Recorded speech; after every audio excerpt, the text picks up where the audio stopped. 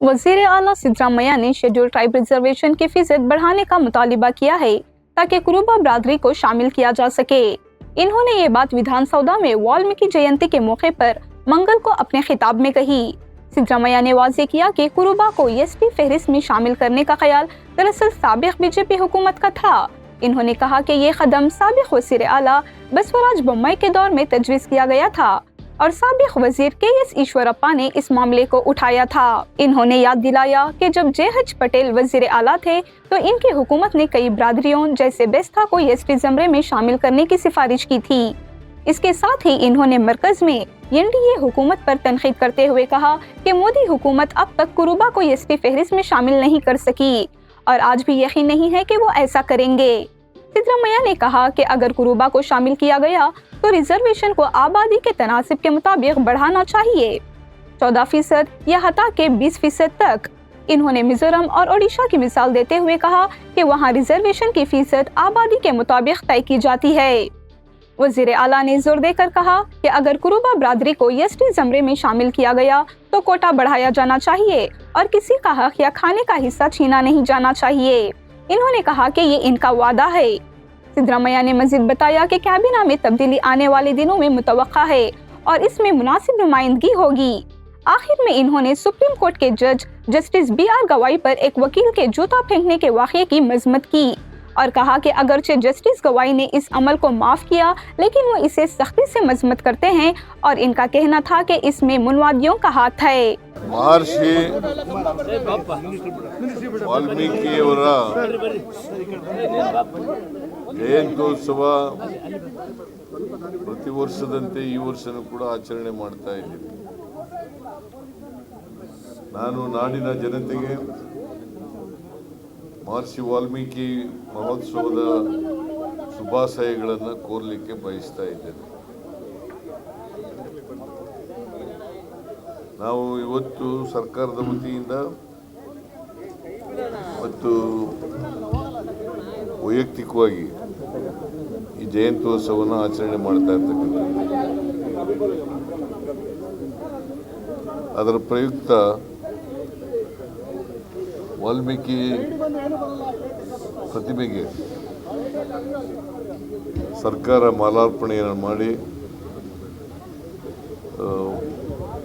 ಪುಷ್ಪ ಅರ್ಚನೆಯನ್ನು ಮಾಡಿ ಅವ್ರನ್ನ ಸ್ಮರಿಸ್ಕೊಳ್ತಕ್ಕಂಥ ಅವ್ರನ್ನ ಗೌರವಿಸ್ತಕ್ಕಂಥ ಕೆಲಸವನ್ನು ಮಾಡ್ತೇವೆ.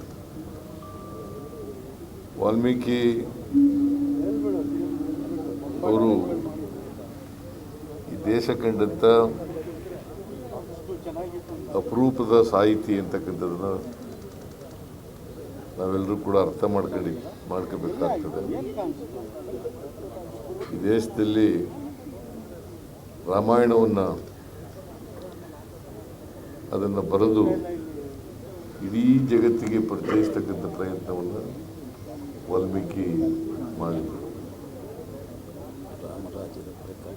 ಸೊ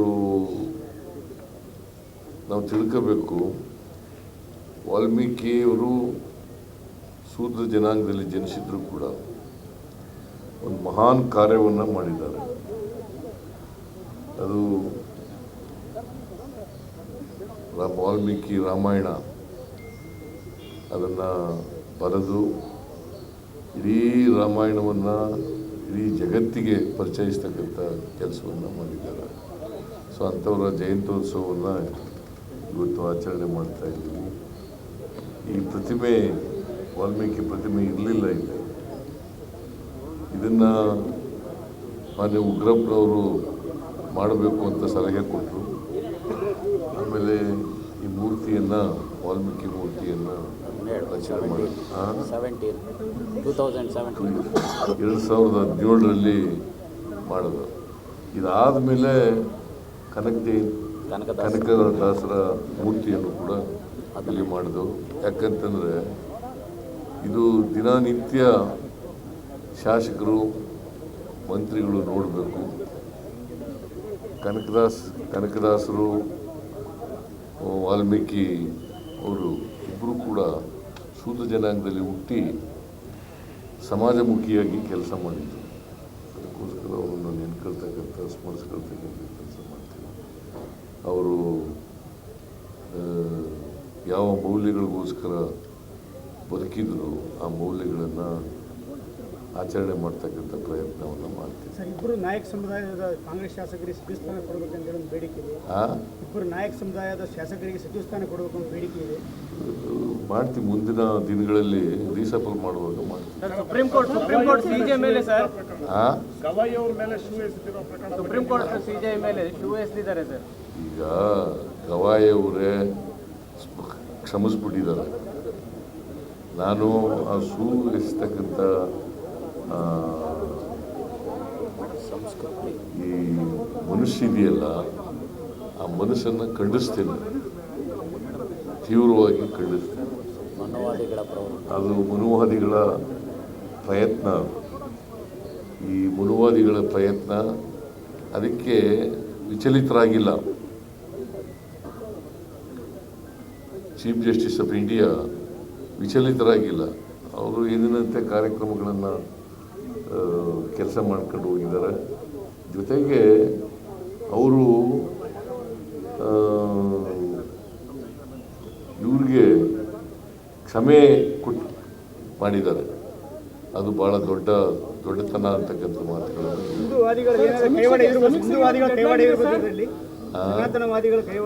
ಸನಾತನವಾದಿ, ಅವರು ಸನಾತನವಾದಿನೇ. ಸನಾತನವಾದಿಗಳ ಕೈವಾಡನೆ ಮನುವಾದಿಗಳು.